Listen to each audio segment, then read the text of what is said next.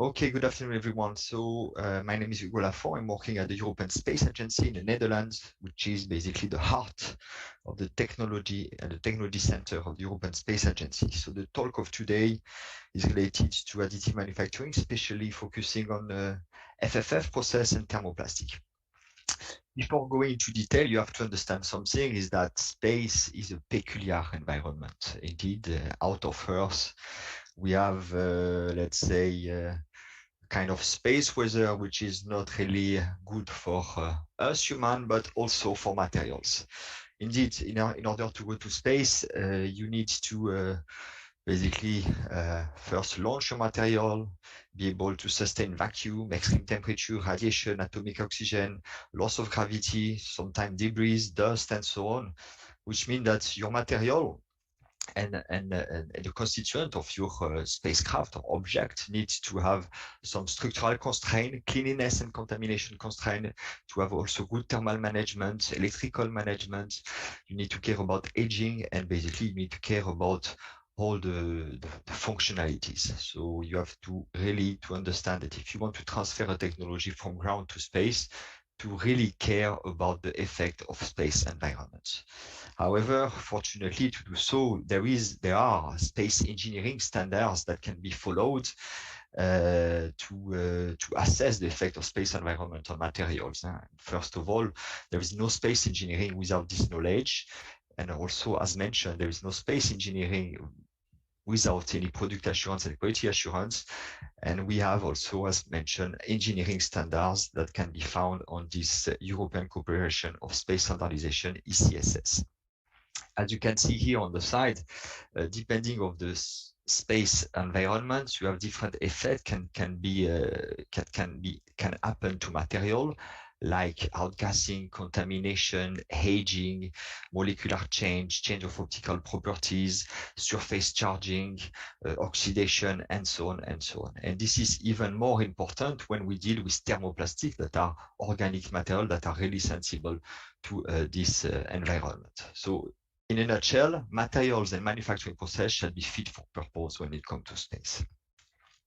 So why thermoplastics? It has been mentioned already, but thermoplastics are very interesting materials because many properties are interesting, especially the fact that they can be melt processed, that enable indeed 3D printing. They can be also recycled, among others. They can be also functionalized, that will improve their potential functionality. They have low density.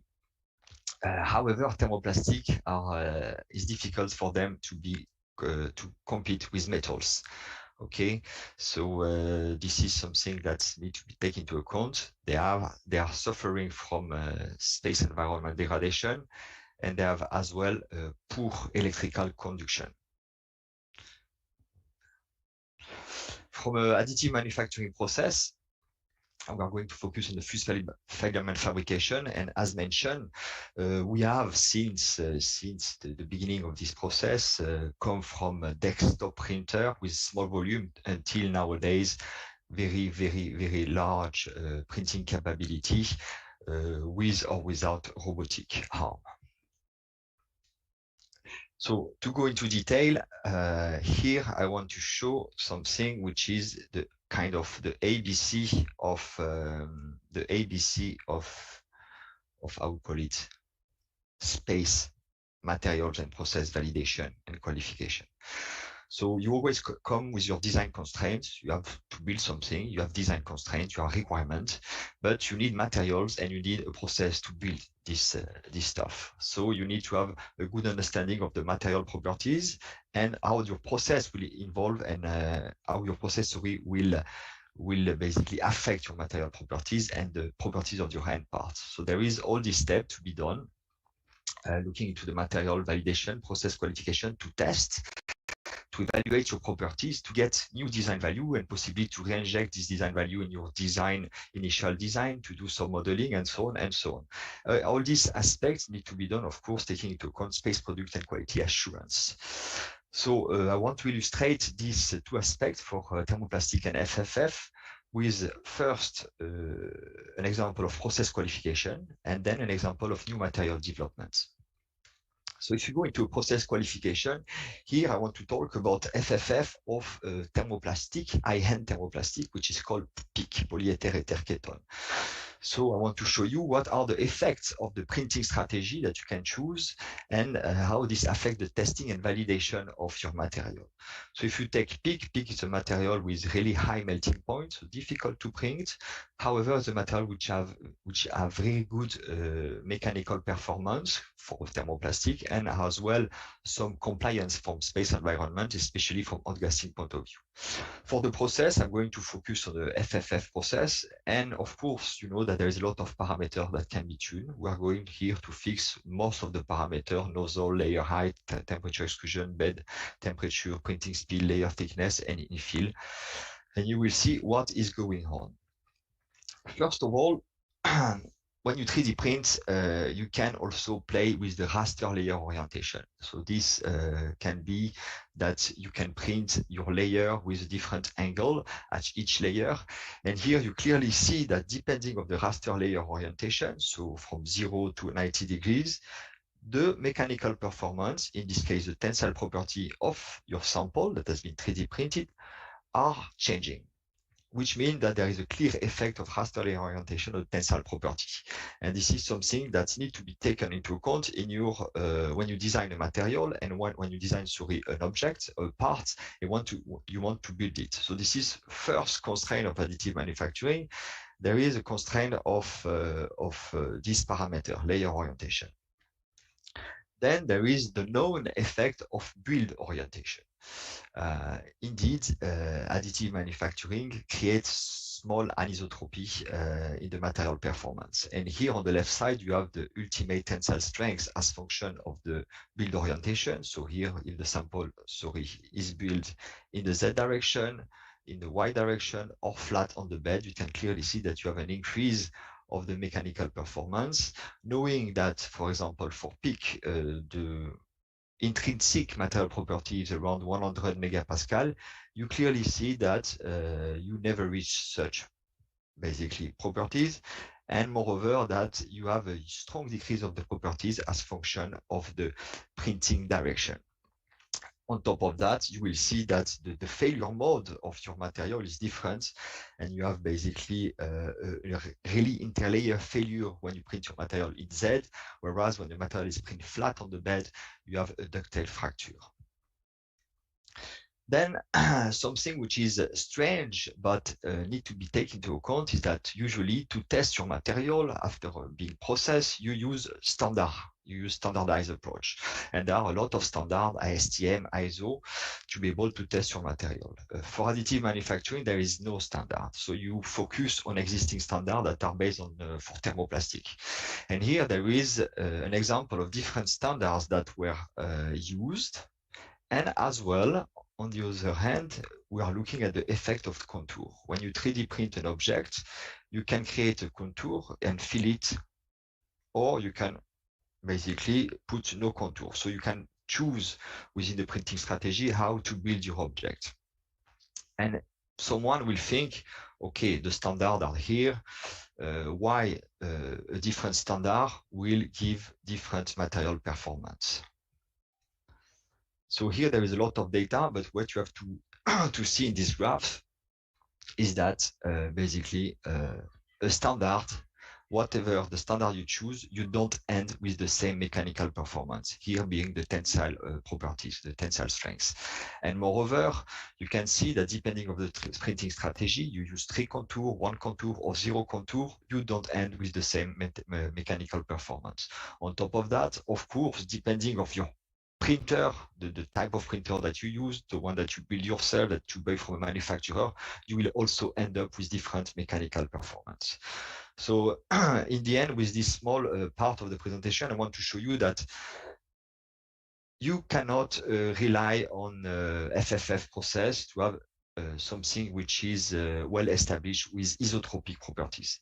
There is a strong anisotropy induced by the process, and we see that there is an effect of build orientation, raster orientation, printer contour standard, which means that, as it was mentioned in the previous talk, in order to have the process qualified, a stable process to be able to build repeatedly space hardware with defined properties, there is a strong need in this case of standardization for qualification purposes. This has been done for metal 3D printing from a space point of view, but at this stage, there is no guideline or way to do this for basically FFF or plastic 3D printing. So we are let's say missing something to push this technology toward a better application for space. Now I want to show you another example, which is how a new material can be helpful for space application. Here, this is an example of a material that has been functionalized using graphene nanoplatelets and carbon nanotube, and the material is PEEK. Why we did this? To basically bring electrical conductivity to a plastic that is usually an insulator. And doing so, we were able to produce a material that can reach around 10 to 13 Siemens per meter of electrical conductivity. As you can see in the picture, this material is indeed an electrical conductor. On top of that, this material with this functionalization show enhanced wear resistance. It can be 3D printed, and also it shows enhanced mechanical performance. So when you get such a material, this can open new, let's say, field of application. However, we need to be sure that this material can be processed.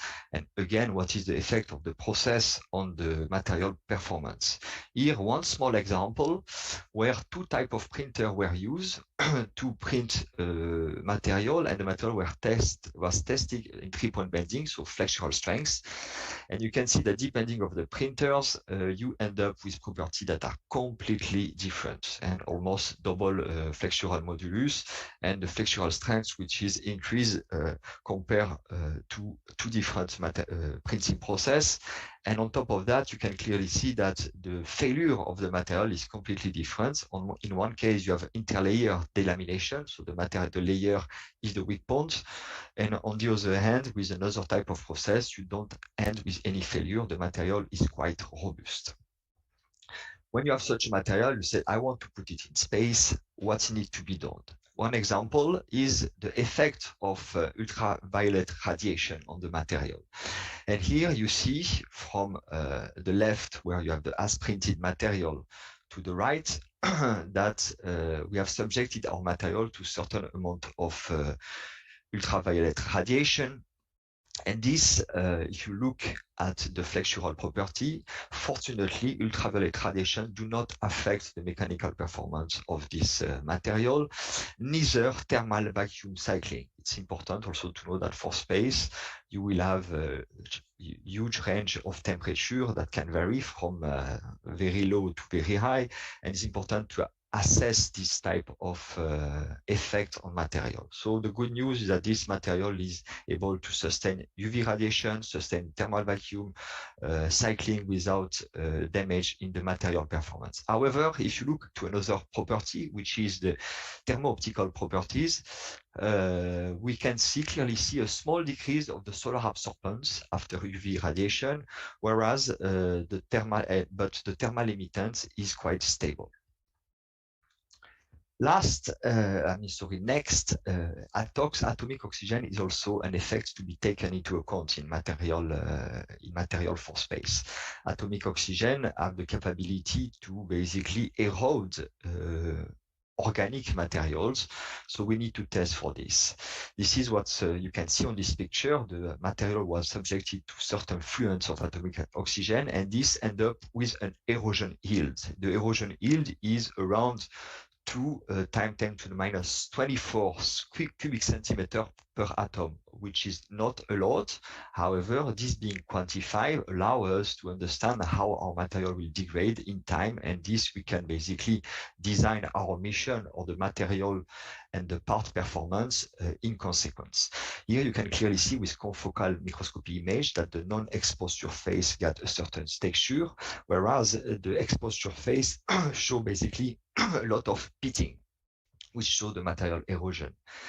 This is also confirmed doing atomic force microscopy image, where here you see an image of a 10 by 10 micrometer, where the texture of material has been clearly changed, which basically has an effect on the roughness of the material.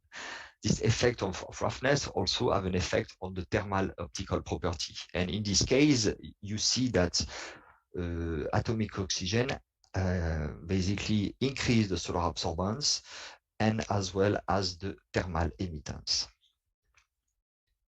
So last, it is important to know if this material is capable to be basically ESD compliant, electrostatic discharge.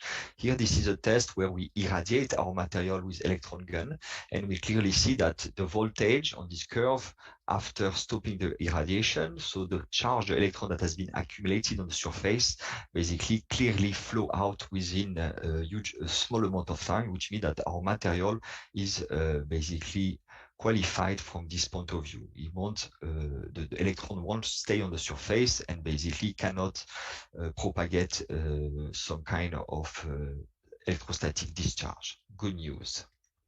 So what we can do with this material?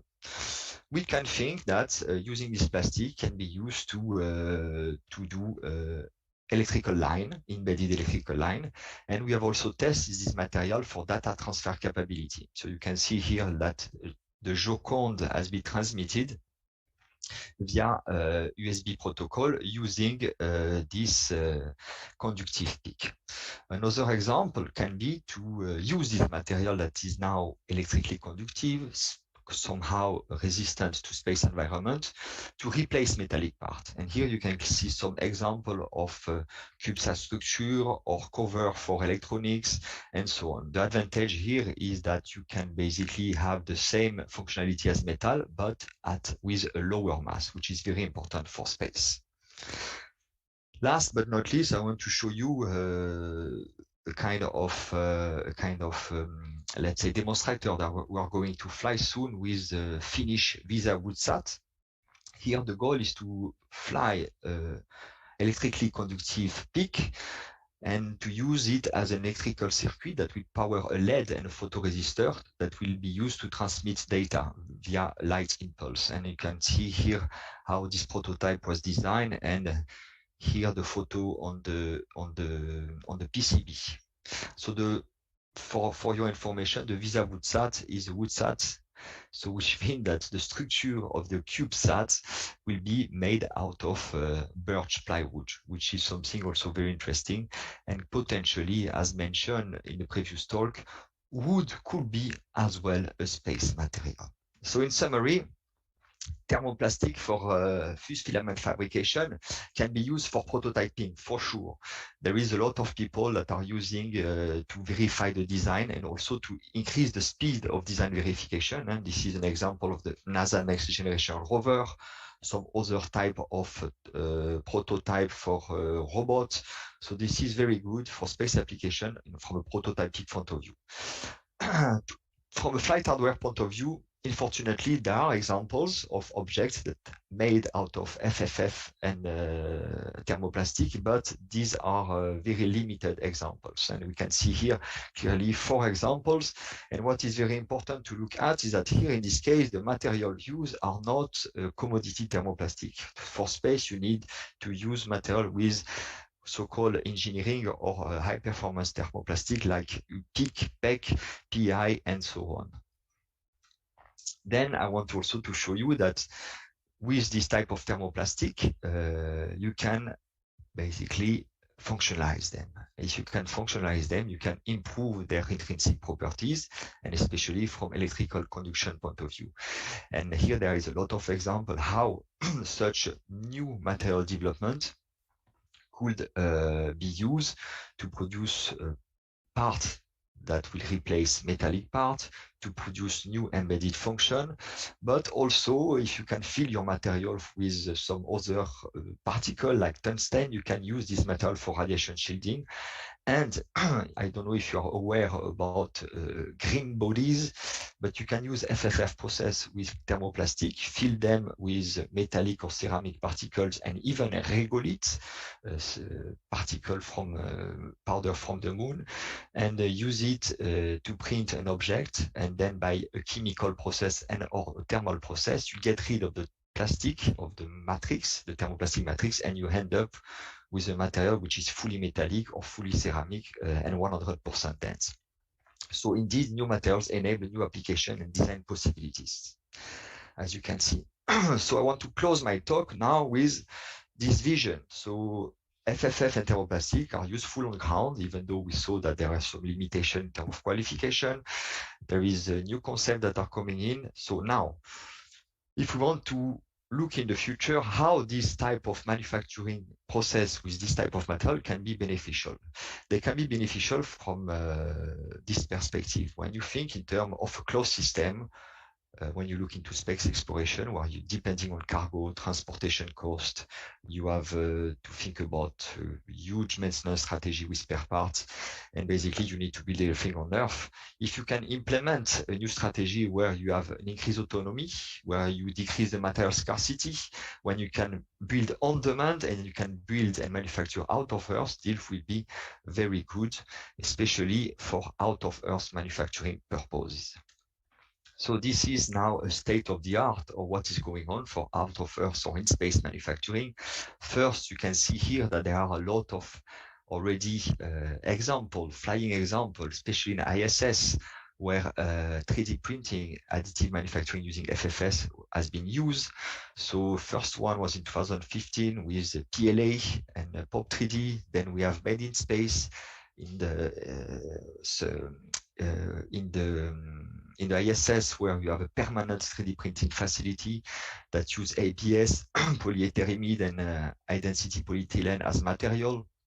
Then NASA has tested the refabricator, which is a combination of 3D printing and recycling. And last but not least, the Chinese recently fly a payload that was capable to print long carbon fiber in orbit.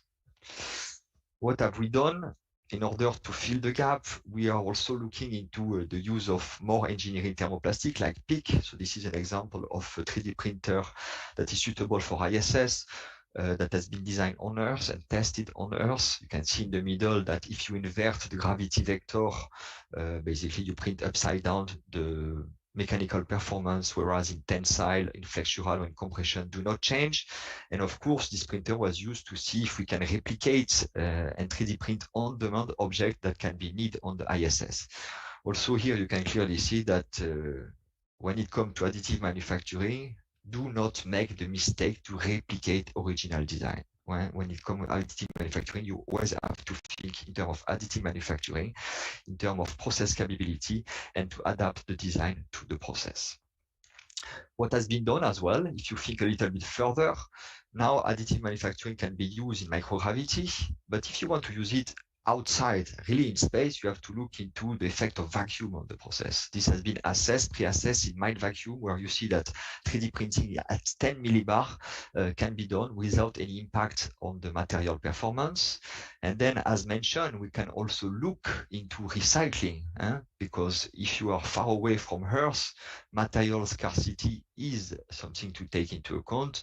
And if you can even recycle once or twice, this will save a lot of basically material, and also to decrease the dependence from Earth. Here we see that using PIC or PEC, it can be recycled with a minor impact on the mechanical performance and functionality after being reprinted.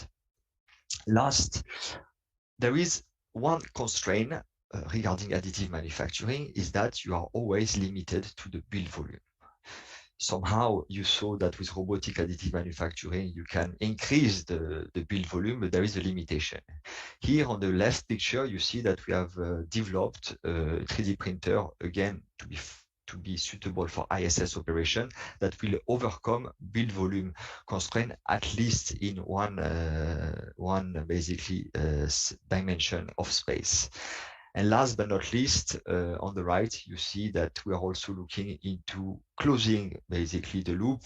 And here is the assessment of together recycling, how recycling material can be used. Can we do a lot of recycling and printing in real space vacuum? So if we close all this activity, we maybe can do something. Can we basically think of doing this? Yes, we are capable to print this on ground. We are capable to use thermoplastic to print such type of space hardware. But with the development, ongoing development, we are really aiming to do this. So this being said, I want to conclude my talk by saying that 3D printing offers advantage regarding design validation and especially the time to validate this design.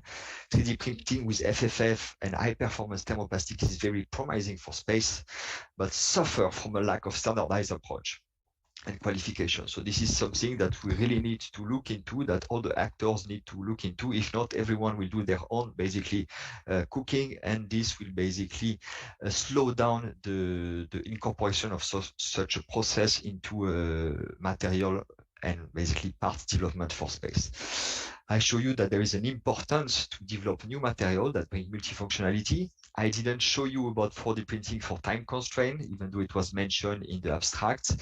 But nevertheless, thermoplastic and 3D printing, as you may see, as one of the identified technology that enable in-space out-of-Earth manufacturing capability. Last but not least, for those that are interested to go in the direction in space, to adapt technology for space, never underestimate the effect of space environment on your material and all the qualification aspects. So thank you for your attention.